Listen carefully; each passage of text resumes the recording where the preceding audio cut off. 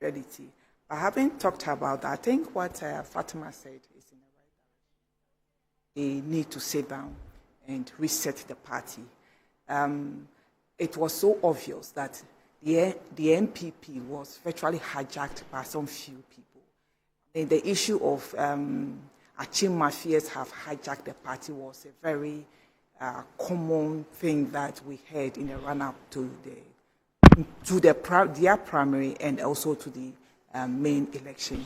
The issue about they being sincere and honest with themselves, I think they were just a party and a government at that time that did not really take Ghanaians seriously, or they didn't really think that we had the power to change whatever we wish to do, because it was so obvious that they were running the country to a halt.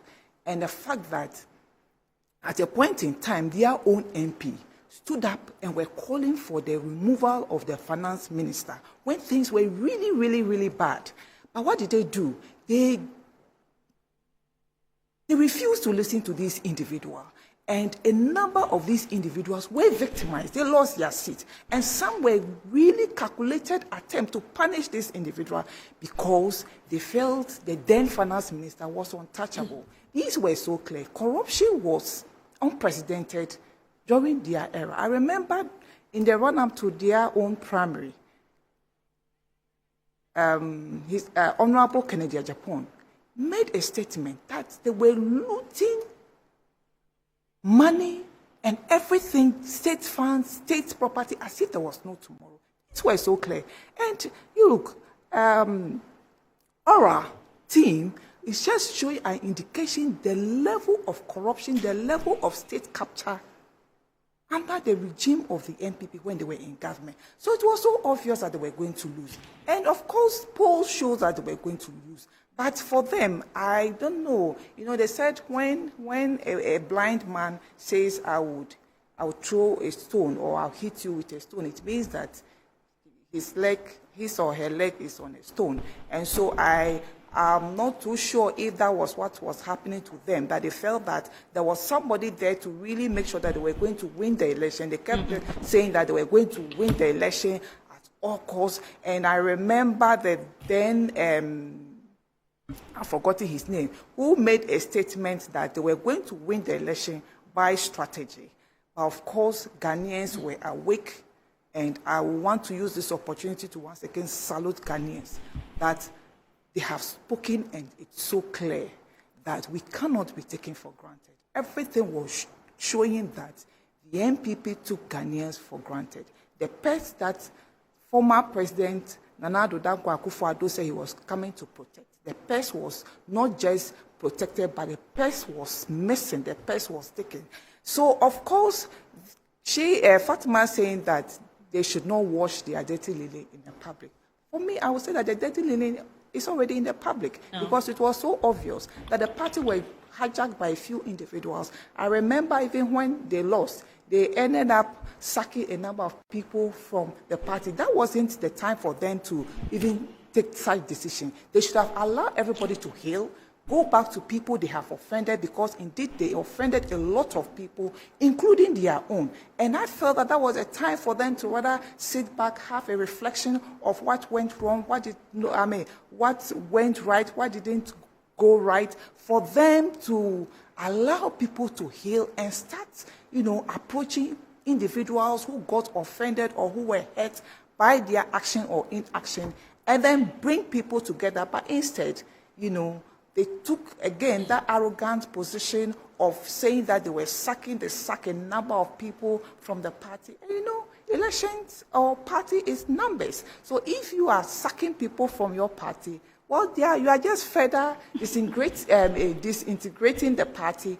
And so I would say that what they need now is to allow healing, is to reset the party and stop this issue of the NDC did this, the NDC did that, and so we would also want to do this. I think that they should just sit back, think about how to rebuild the party, instead of, again, trying to play blame game, who did what, who did not do what. It was so obvious when their president, and for that matter, the president of the Republic of Ghana at that time, kept defending people who engage in corrupt practices. And an issue like Cecilia Dapa, I mean, for me, it was something that the president shouldn't have even mentioned at all. He could have just sat back if he would not even say that, oh, she should be prosecuted. She should have just been mute. But what did he do? He rather went defending her. When the issue of Galamsey came up, Akunta mining was accused of mining in the forest, and for that matter, destroying water bodies and forests. We had our president defending that Akunta mining had not been granted the permit to mine in the forest. Exactly, and they were mining and even destroying the forest, but he came and denied it. So side things, of course, kept the party in a bad limelight. You know, so it was obvious, but just that there were people who, I don't know whether they do not see anything and they do not hear any wrong. And so when they are even going wrong and you tell them, they felt that you were an against person. I remember when we were complaining about our roads being bad, they were like, oh, we should look, they are constructing a lot of roads. The president himself made a sign that we should open our eyes. Well, we are not opening our eyes well. That's why we are not seeing the development they are, bringing to Ghanaians. So, of course, Ghanaians have spoken and have spoken loudly. And I think they should just sit back, have a reflection.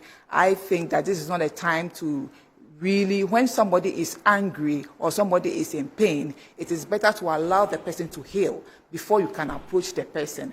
And so they should haste slowly. They should not try to, more or less create tempers again by accusing a lot of people or accusing people what really happened, what did not happen. But they should just allow individuals to heal. But having said that, I think that we are on the course to reset Ghana.